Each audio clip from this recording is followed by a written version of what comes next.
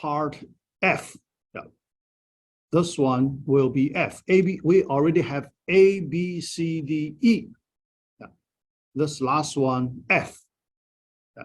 Then with A, B, C, D, E, F, you should have pretty much 80% of the features, 80%. Yeah.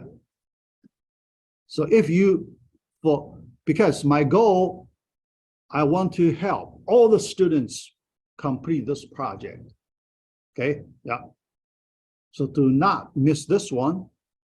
So with this much help, you can see I spend a lot of time in class and give you a lot of sample examples. You should be able to complete it.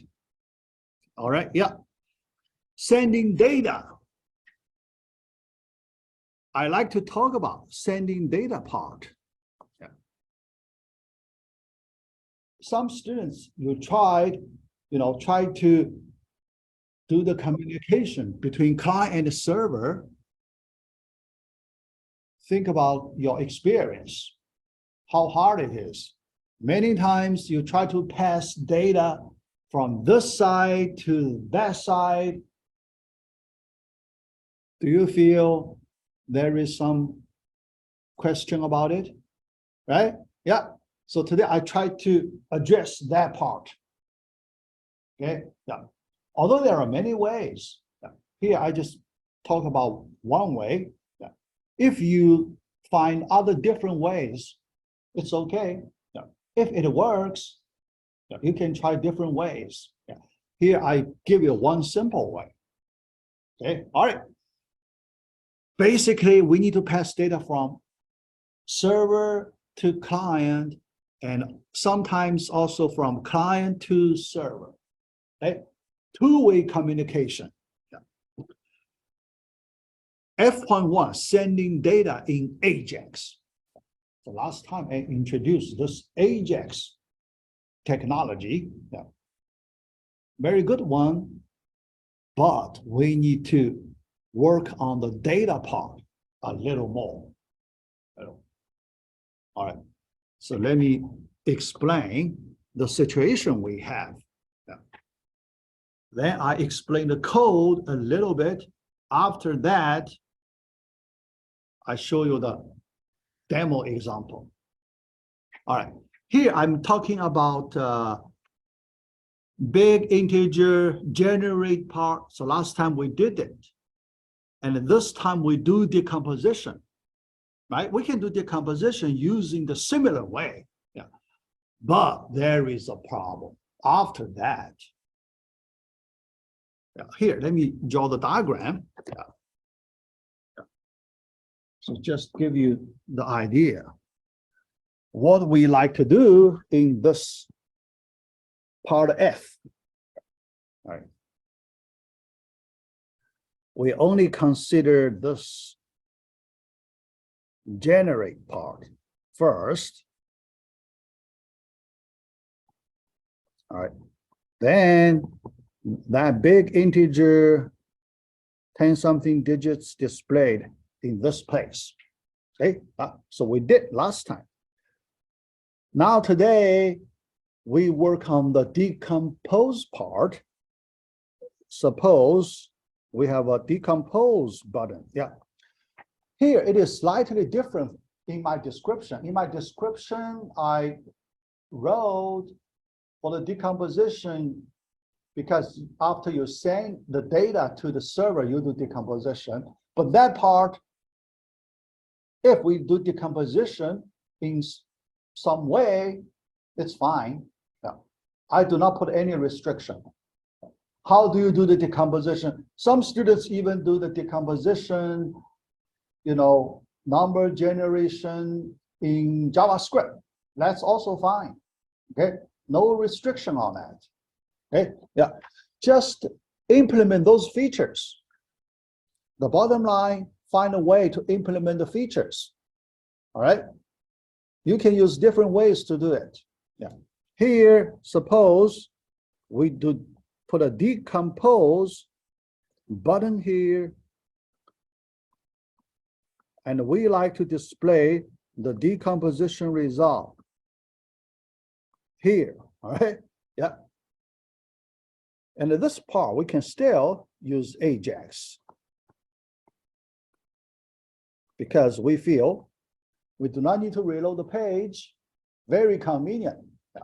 Basically, we just copy the JavaScript function from generate feature to this one and modify a little bit, right? Modify it a little bit, yeah.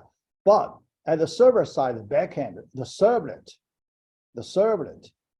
we need to call different method. Oh, last time one student asked me one servlet or two servlets. Yeah, either way is fine.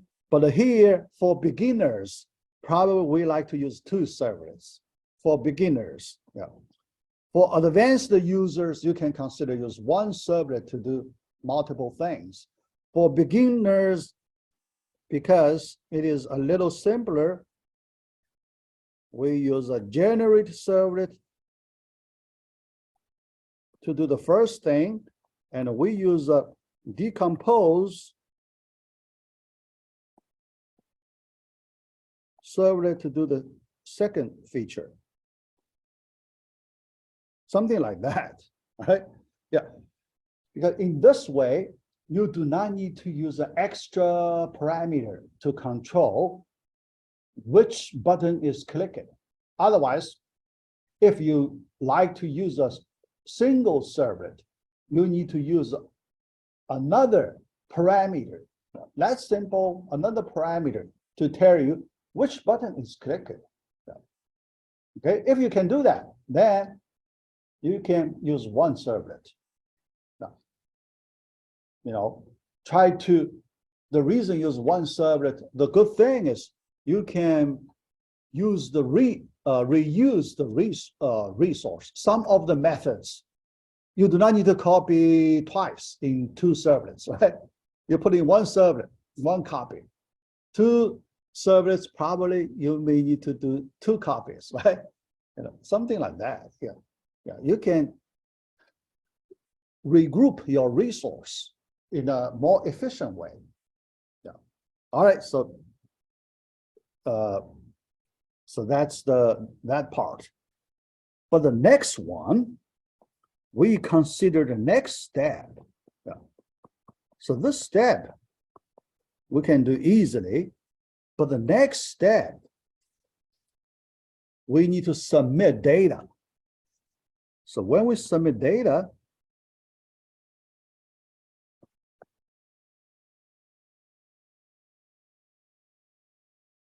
we like to submit the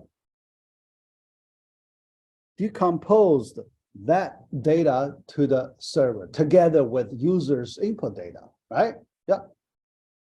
Because we did a computation. Why we need to redo it, right? Think about if the computation is costly, if you redo it, you need to pay the cost twice, right? Yeah, so we don't want to pay the expensive cost twice. So for that reason, we just we already have the result. We just send the current result to the server for further processing. Okay, with that consideration, we need to copy the data. We need to pass the data. All right. All right. Oh, here, another thing. Yeah, before I talk about data copy here, there is another data sending feature when we click decompose button here. Because when you click decompose button, do you need to pass the big integer number generated to this function, the second function? You need to pass that big integer data, right? Pass that big number, right? Yeah. Here we can pass it in URL. Right. When we call the servlet we use the URL pattern of the servlet, right? URL pattern of the servlet. Can we add parameter after the URL pattern of the servlet? Right? So here, the way is add a parameter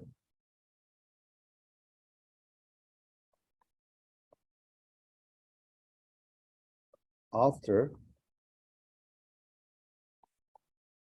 the URL pattern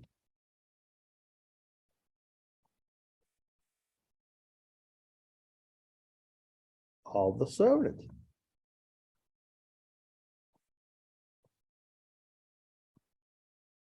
That's the data passing. One simple way to do the data passing. Okay, yeah. So you will see it, the question mark. Remember, put it after the question mark that way. Yeah. We will see it. And then submit data. Submitted data, users input. Yep. Suppose this is user's input. Okay. Yeah. And we put it in a form element. All right. But that decomposition data, we like to include it into the form. Decomposition data, we like to copy it, make a copy, and put it inside this form. So when we click submit button, we can send our decomposition data together with the user's input data to the server side. Okay, yeah. So another feature I will show you next, that is input. We use the input element, but the input element, its type is hidden. In my next screen, I will show you hidden. Then here, we copy that decomposition data. Okay, in that way, when we click the submit button, we can send it together with the user's input data.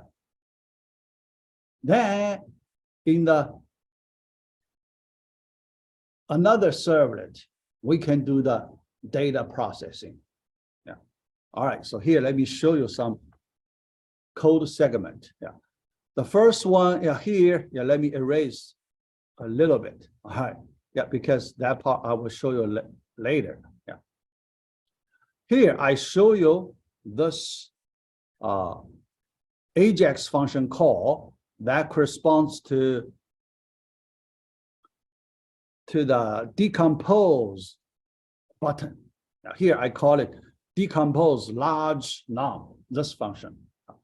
When this function is called, yeah, the first thing we like to do, we want to get a copy of that big integer number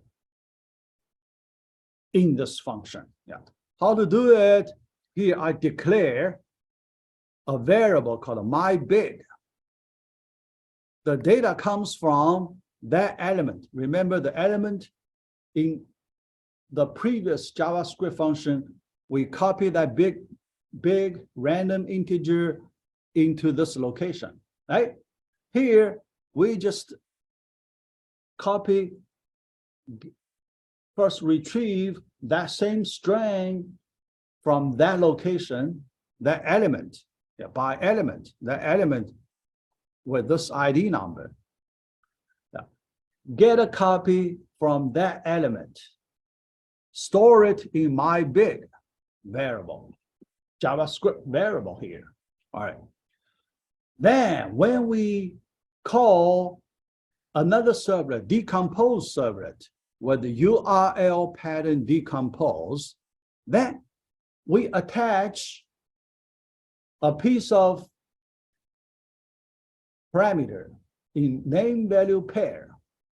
after the question mark, the parameter name, big int, equals the parameter value after the double quote plus my big.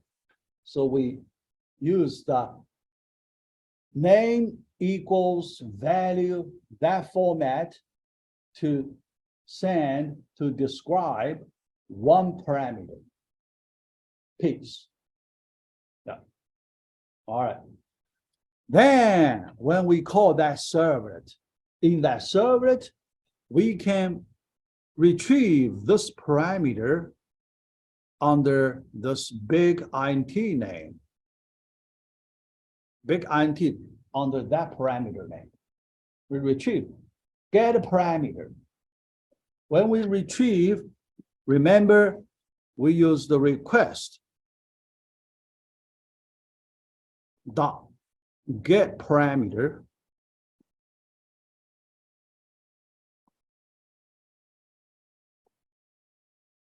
the name big int to retrieve it. Then we can do decomposition.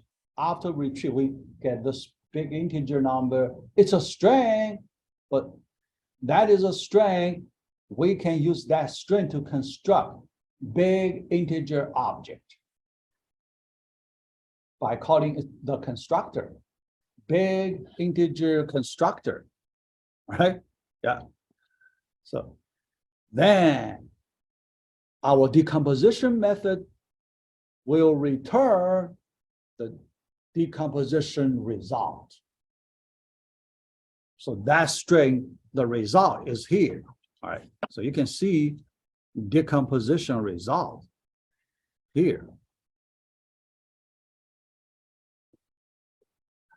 So we use another element to display it with this ID, another element to display the decomposition result.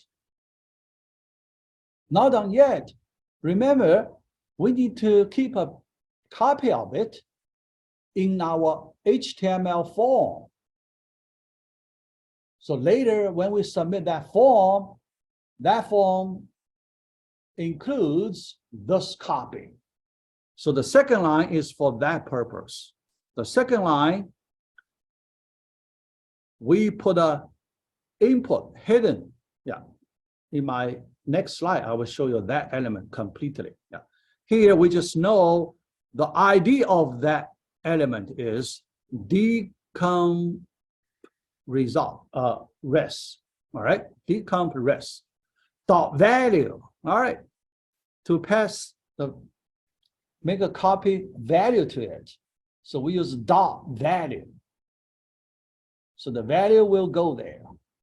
Okay, the value, the same decomposition string, the value will go to that hidden element. Hidden element, invisible. Nobody can see it on the page, but we need it. We need it somewhere. So later, we can send it. That is another commonly used way to store data. So we use that hidden element to store the data temporarily in the page. Okay, yeah. So next screen, let me show you that hidden element. Yeah. All right, look at this form. Here, I give you this complete form. All right, so this is the complete form, the whole form. All right. In the whole form, I add one element, this one. I use this element to store decomposition result.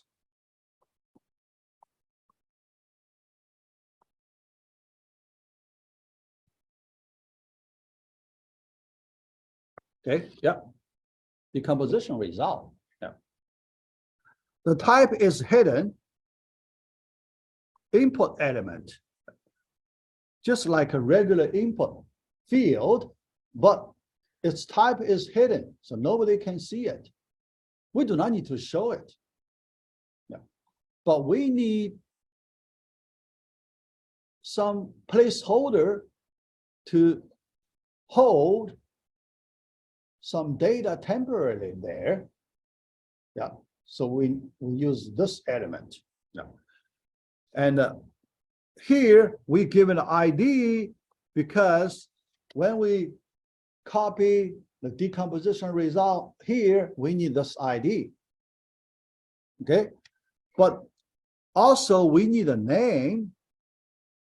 So here we use at the client side. The ID we use at the client side. This name, we use it at the server side. After we submit this form to our servlet, so what is servlet? This calculate servlet. This calculate servlet. Yeah. Then when we retrieve the data, the parameter name is this decomp res. Yeah. Here, the value initially empty. Initially empty. That's before we copy the data. But after we copy the data, it has the decomposition result string in this place. Yeah. So you don't worry. Yeah. If you see it's empty, don't worry. Because in our JavaScript function, we will do the copy. Okay. Yeah. All right. So then, when we click the submit button, all the data pieces inside this form are submitted to our servlet, calculate servlet. Yeah. So in our calculate servlet, we can retrieve, yeah, then do the processing. Yeah. The processing part, I leave it to you. So I do not do that. Okay. Yeah. So I just show the data I retrieved from this form. That's all I need to do in this sample project 1 F version. All right. In this F version, I only need to do this much. Okay. Yeah.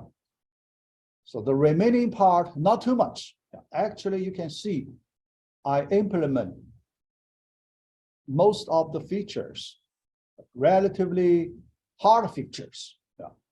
I only leave 2 parts to you. Yeah. One, operating system detection. So that part, a simple feature. So that is left to you. So you can find the example. Example, I gave you a long time ago. Okay, view request body. Remember module 2, you can find that view request body. That example, I include that, header information that contains the operating system.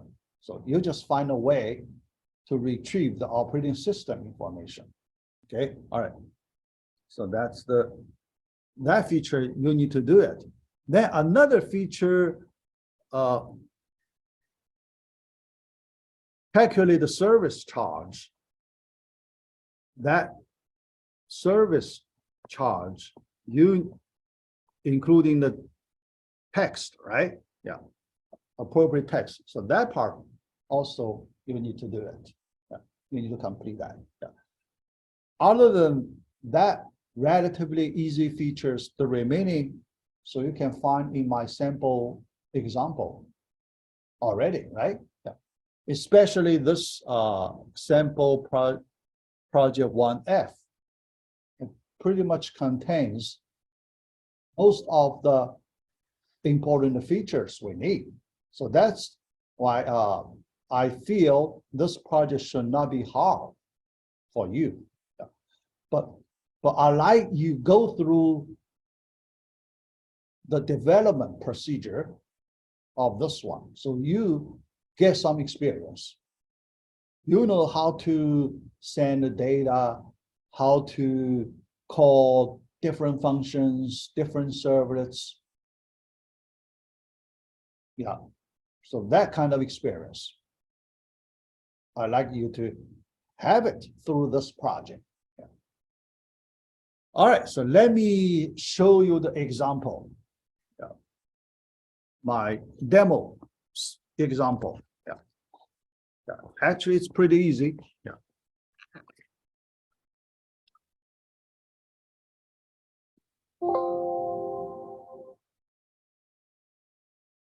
All right.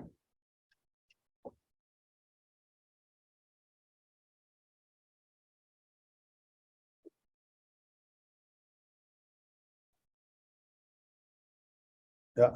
All right. So sample F, but at my side, because I still modify from that sample B, yeah. When I make a copy, I rename it to F. So you will see, you know, the correct example. Yeah. Otherwise, you get confused. Yeah. So let me run it.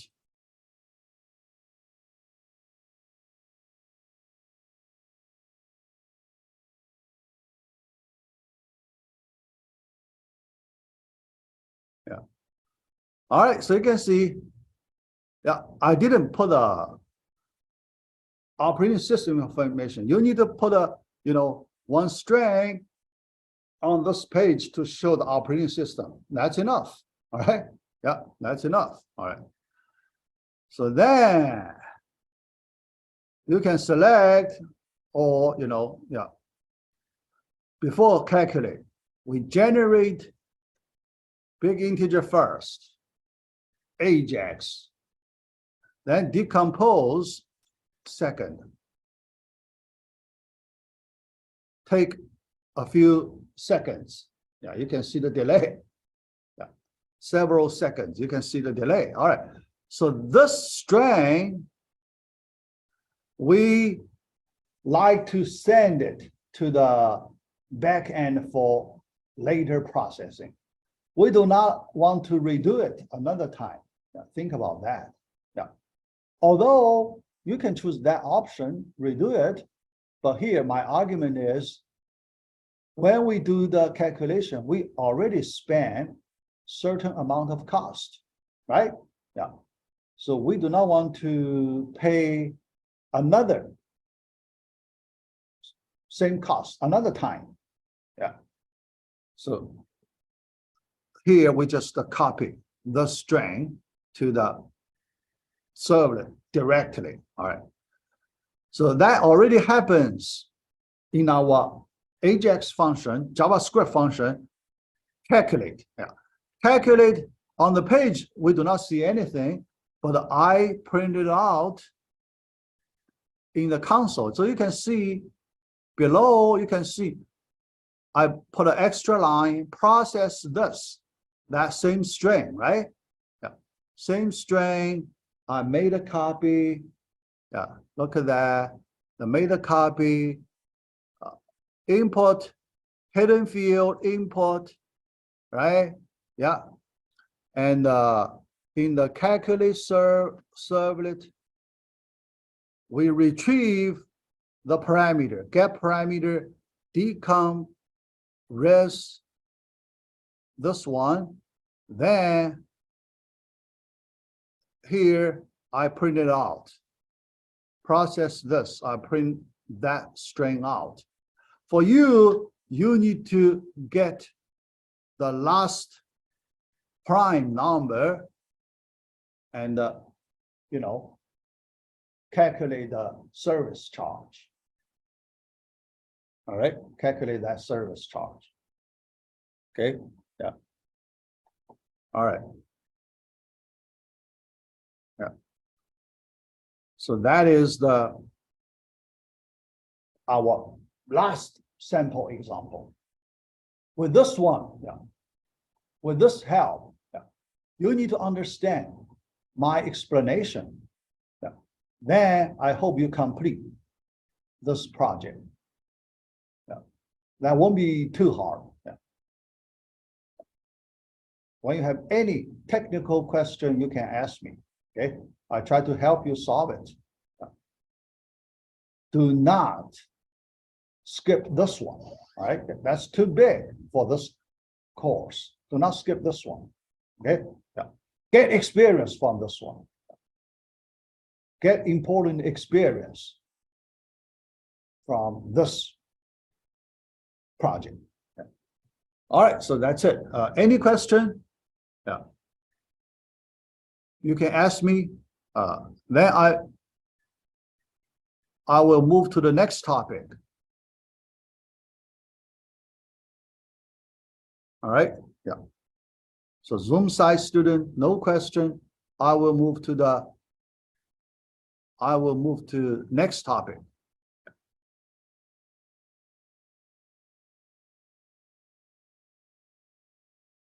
All right.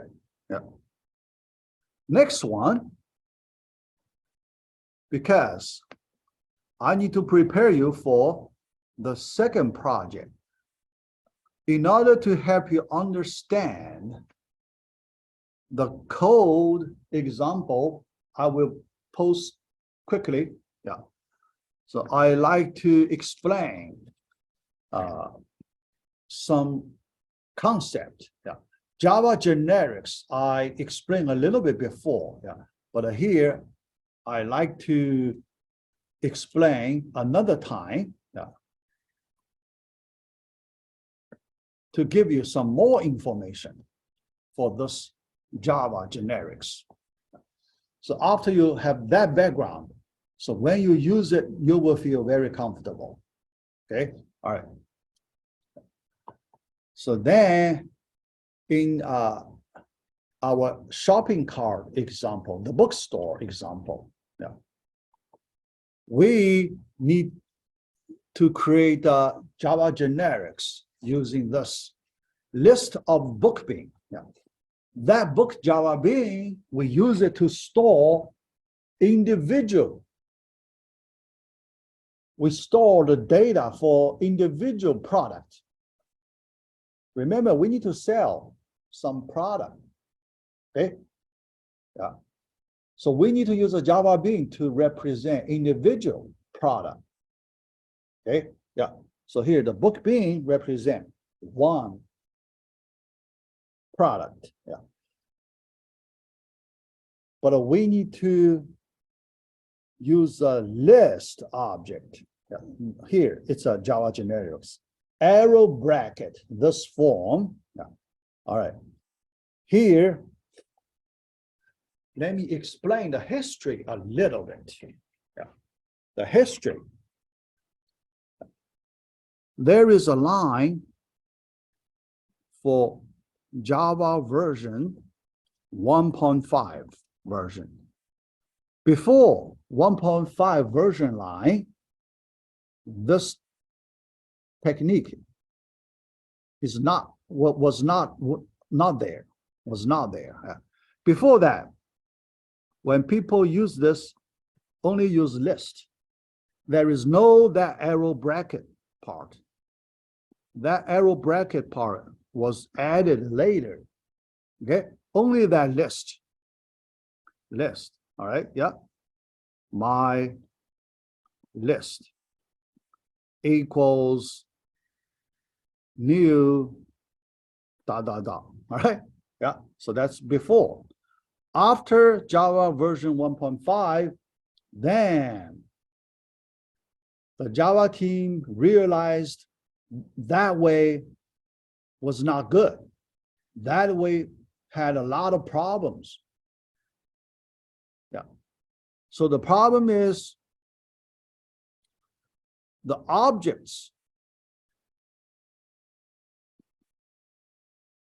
in the list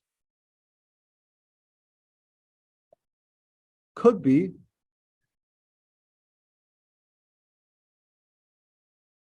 any object of Java. Yeah. Basically, we know there is a capital object class in Java. So, and that is the, top level object class. Yeah. So you can put that kind of top level object class object in that list. Yeah. But the question, there is a big question here. When you retrieve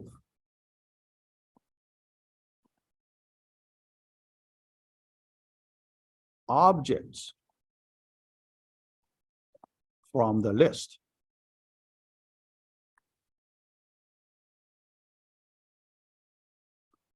how to do appropriate casting operation.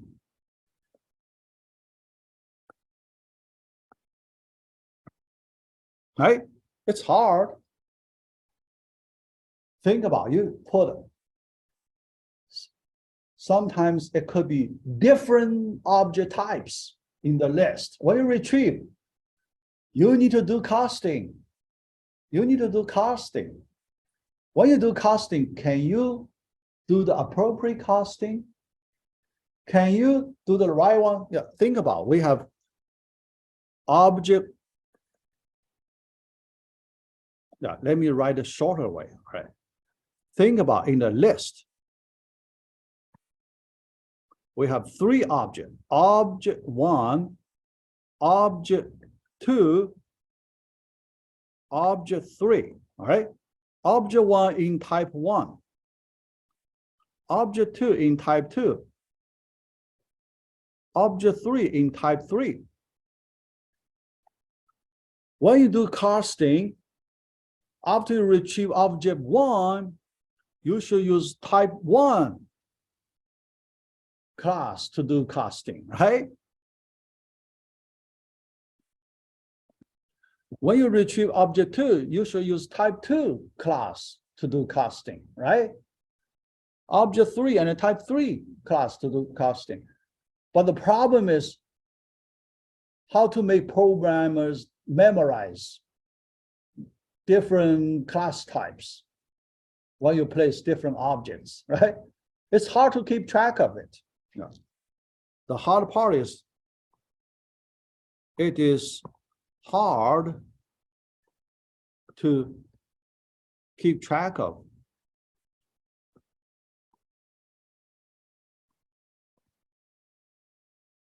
those types.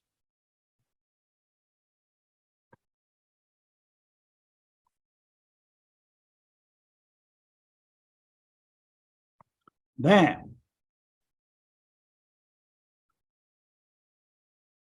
the consequence, a lot of errors.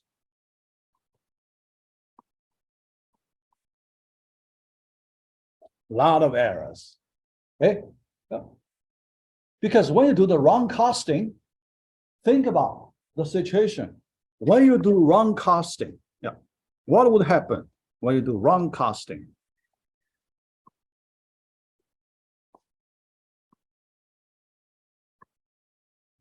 Okay, yeah. When you do wrong casting, no compiler complain. Compiler, okay. Yeah.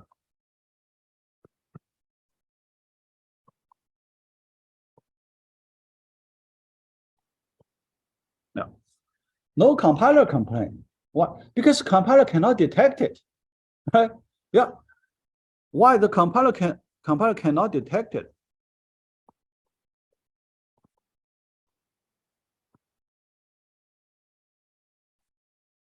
Detect it. Okay? Because it's a valid capital object. Because it only requires the object you place it, it's a valid, valid object. Compiler just check it's a valid object. So compiler does not have any complaint. But when you retrieve it, when you do casting, the correct casting, that's a runtime issue. Yeah. Correct. So here, correct casting, that's a runtime issue.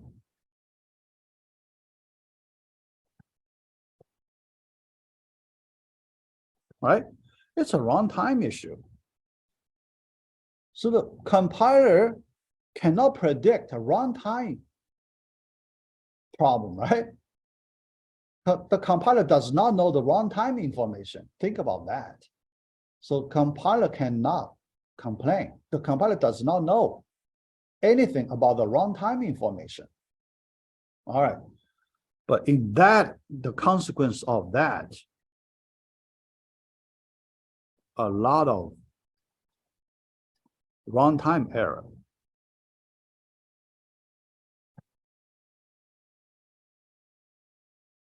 And hard to fix. The runtime error, we know runtime error, hard to fix.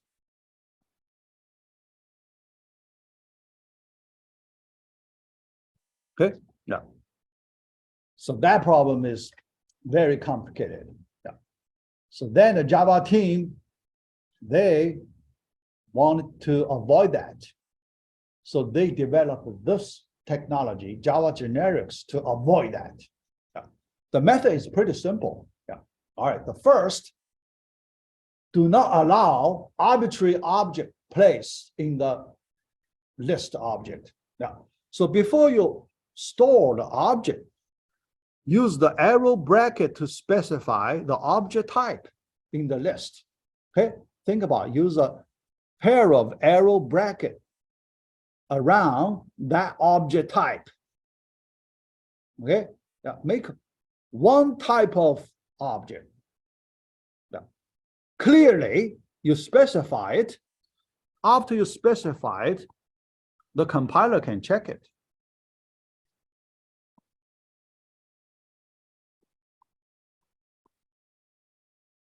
Can check it. Yeah. Because the compiler knows the, that type. The compiler, every time when you place an object into this list object, compiler will check if the object you place it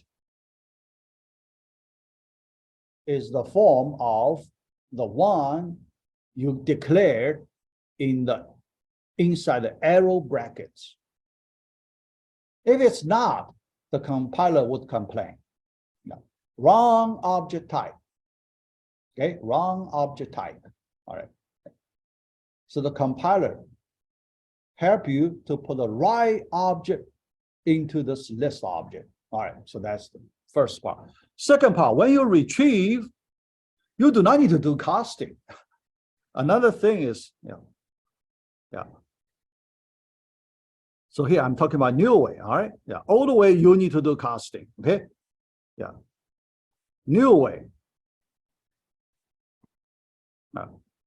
No need to do casting operation. Yeah, the reason is simple. You declare it in this type, and the compiler knows you declare in this type, so the compiler will make it in this type for you automatically, right?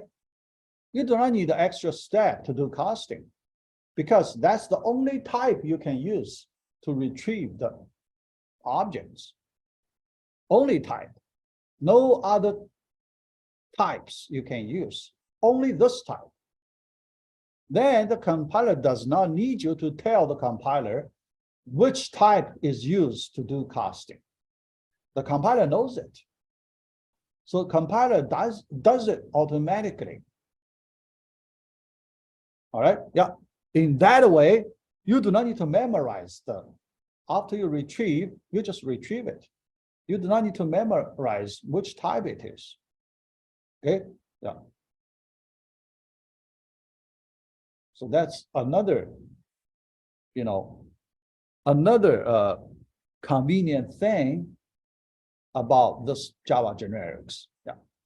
So at the end, the conclusion. So now I tell you, after this kind of change, the conclusion, what is the final conclusion? Yeah. This technology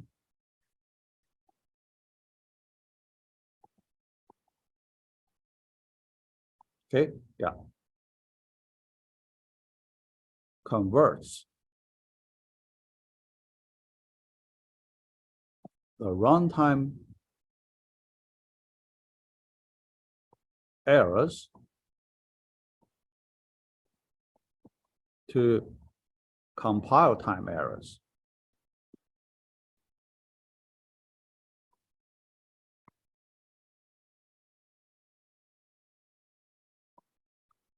We know compile time errors much easier to fix, right?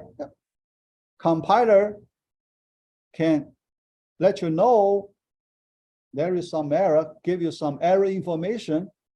So after you see the error messages, you can fix it quickly. Yeah. Runtime, you don't have that. Okay. Runtime, you only see the wrong casting operation. Yeah. You need to figure out why it is wrong. Okay.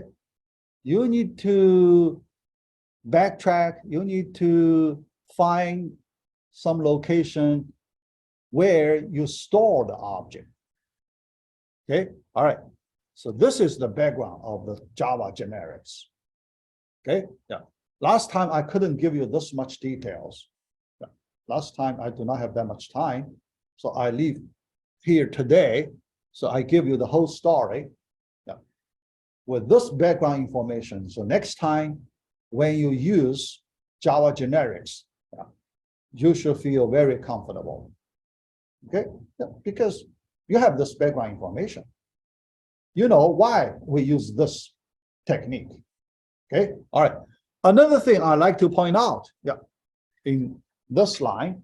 So there is another important part. Yeah.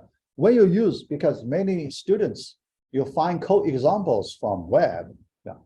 You can find different ways to use Java generics. Yeah. So here, all right. This list, we know this list is an interface.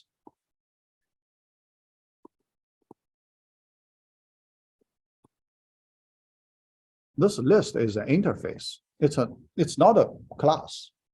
It's an interface. That means when you construct object, you have to use concrete class to construct object. You cannot use interface to construct object. Interface is abstract class. We can treat it as a special abstract class. It's not a concrete class. So you cannot use it to construct any object. So here we use this array list. This is a concrete class. So we can use it to construct objects. So that's the reason. Yeah, so now you don't need to why here we use array list. And when we declare at the beginning, we use list. The reason is interface and a concrete class. Okay, all right. Second, after this array list concrete class, here you see another arrow bracket we include that book being, but many students, when you find similar examples in online, in web, usually that inside arrow bracket you see empty, right? That's very common. Something like array list, arrow bracket empty, then parentheses. That's very common. Yeah. The reason is this. Yeah, that's legal. That's a little simplified form, because people argue at the beginning when you declare, you already specify this object type. Why in the second array list you need to say it another time, right? The compiler can copy from the first place to the second place automatically for you, right? Yeah, yeah, that is the argument. So that is the reason the second object type declaration can be omitted. That's legal, okay? Yeah, that's legal. Yeah, and but sometimes people still include it for a little more readability. Yeah, so some programmers, so they feel, you know, although it can be omitted, but I like to put there to a little more readability. Okay, so I can see things better, you know. So that means both ways. Okay, both ways, both legal ways. Yeah. All right. Next, session management. Another thing. Yeah. Here in the shopping cart, because we need to use the shopping cart to hold information for a while, for the period of time, right? When a user, you know, doing the shopping, yeah. So we need to store the shopping information for a period of time. Yeah. So in that situation, we need to use the session object. Here, I like to explain that session object, how to use. Okay, all right. To use it, it's very simple. All right. But we need to do one thing manually. So this step, create a session object. Create a session object. Yeah.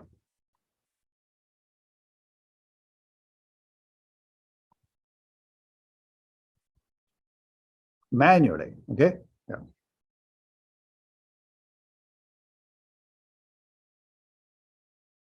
It cannot be automatic. Yeah. So here, this object creation never automatic.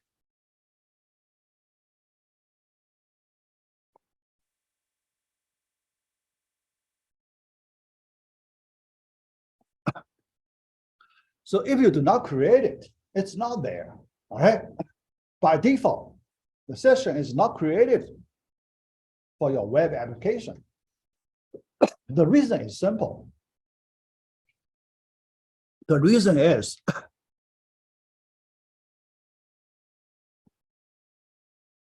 a session object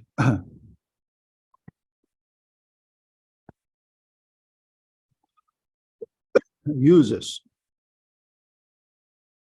a lot of resource.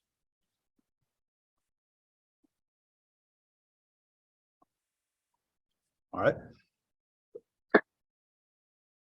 If it is created by default, then if you do not use it, yeah, because many times, actually most of the times, we do not use session object.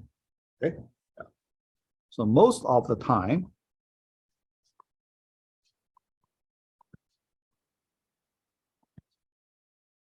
we do not use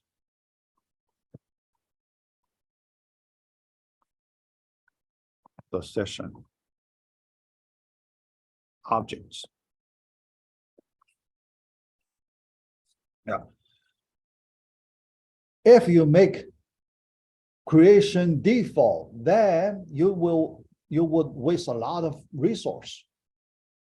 Okay, a lot of resource. So that's why it's non-default. You have to create it explicitly. Yeah.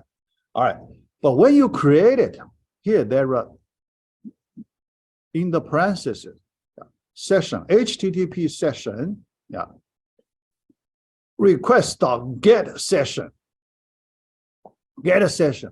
You have true, false. Two cases. Yeah. True, that means create one. Create one all the time. Okay. False means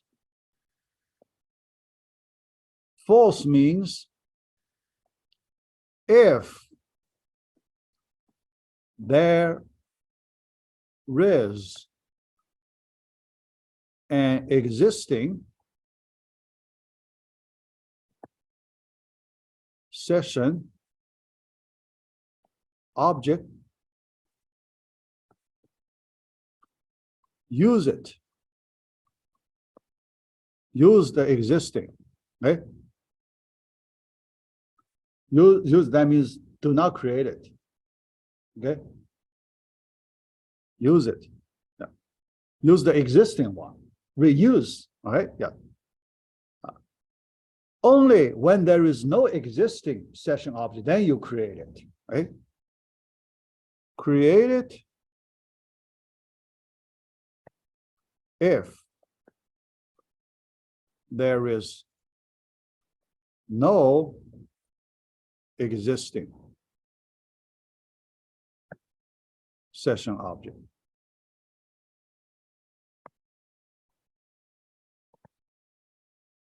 Yeah. In that way, you can save resource. First, you can save resource. Second, you can make your shopping cart management easier because you put your shopping cart in the existing session object, right? You don't want to create a new session object to put another shopping cart, right? You want to use same shopping cart. So because you put your shopping cart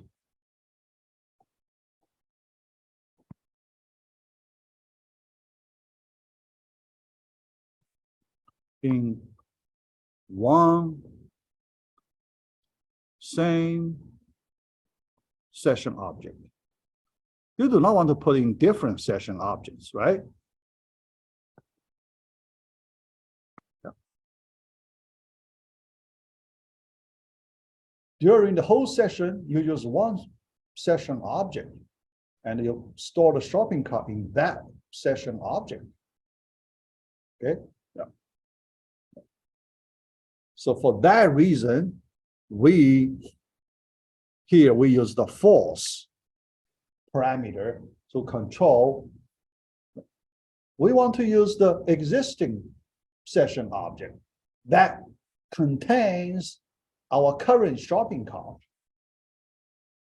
Then we do the management there. All right, yeah. So that is the, the session management. After that, we store and retrieve object into the session. That's the same way as we did for request scope. Yeah. Here, look at that. This example, we use that session object. We set attribute, session set attribute. We give a name, then we store an object into the session. The same way as you work on the request scope. So here the session scope. All right. When you retrieve information, yeah. When you retrieve information, we retrieve from the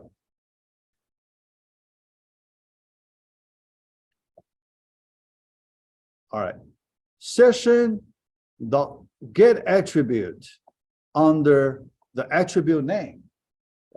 But after you retrieve it, you need to do casting here, the casting operation.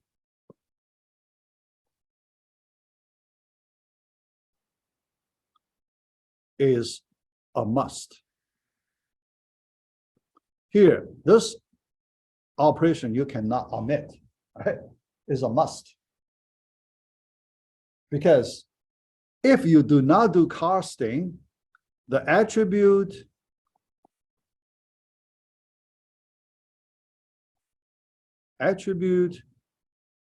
is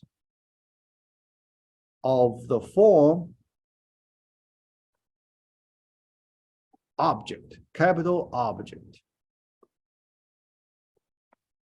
Okay, it is the object form. So you cannot use the object form, right? Yeah. So you have to do the casting then you can use appropriate methods in that object. Yeah. So this casting is important. Okay. Yeah. So you need to know, because here, when you declare it, you know which object type you need to use to do casting. Okay. Yeah. All right. So then, after you understand this page, then you can use the session. All right. In our first project, because the first project, when you transmit data, some of you may have the experience, the data is gone. You try to retrieve the data, but data is not there, right? Yeah. So there is an option for you. Yeah. After you learn this session management technique, so if you store your data in a session, when you retrieve, it will be there. Okay, it will be there. Although this method may not be the best one, we know when you use the session, you use extra resource. If you can avoid using session, then you should try to avoid it to reduce the resource consumed. But sometimes you cannot avoid it. For example, manage the shopping cart, we cannot avoid, right? The shopping cart, if you do not put a session, then it could be very complicated, too complicated to manage. So we have to use shopping cart stored in a session object. So sometimes we cannot avoid it. Then feel free to use that feature. Okay, but in our project one, it's not necessary to use session. But if you feel very hard to store, retrieve data, you have this option to do it. Okay, just get it to work. Yeah. So this is one option. Yeah. But you can see in my sample examples, A, B, C, D, E, F, I never use session object. Because I know I can transmit data without using session object. We can transmit data easily without using session object. Okay. Yeah. All right. So that's the session management feature. Yeah. All right. So then the shopping cart, I did explanation a little bit last time. Right. Yeah. Yeah. Here, the Java generics. Yeah. Here we still use Java generics. After today, I explained the Java generics. Now you can see this time you will feel more comfortable. We use Java generics. The map is still interface. That means we cannot use it to construct object directly. We have to use concrete. And here, because we retrieve from session, but in some place you need to construct it, right? Construct it, there is a common way to use hash map. Okay, new hash map. That's a concrete object that implements map. Yeah. Although arrow bracket, you can copy that, but that's optional. Okay, string, comma, cart, item, bin. That's optional, right? Yeah, yeah. But some people include that part for readability consideration. Okay, yeah. And some people you can omit this part, okay, without any problem. Yeah. Yeah. Then after that, yeah, the string corresponds to key. The good thing for it is it supports search operation. You can use that key to do the search. For the list object, you cannot do the search. List object, there is no key. Okay. Each item has an index. Each item has an index, but there is no key for it. Usually key corresponds to ID. Yeah. Unique ID. ID for the object. Yeah. So you have ID for the object. So use that, you can search your object quickly. Here you can see hashing hash. Yeah, you know, it's implemented by hashing technology. Implemented by hashing technology. So you can search for the object quickly. We know hashing object, the search efficiency is big O of 1, very fast. Yeah. Some people use linked list. Yeah. Some people use the linked list implementation. Linked list implementation.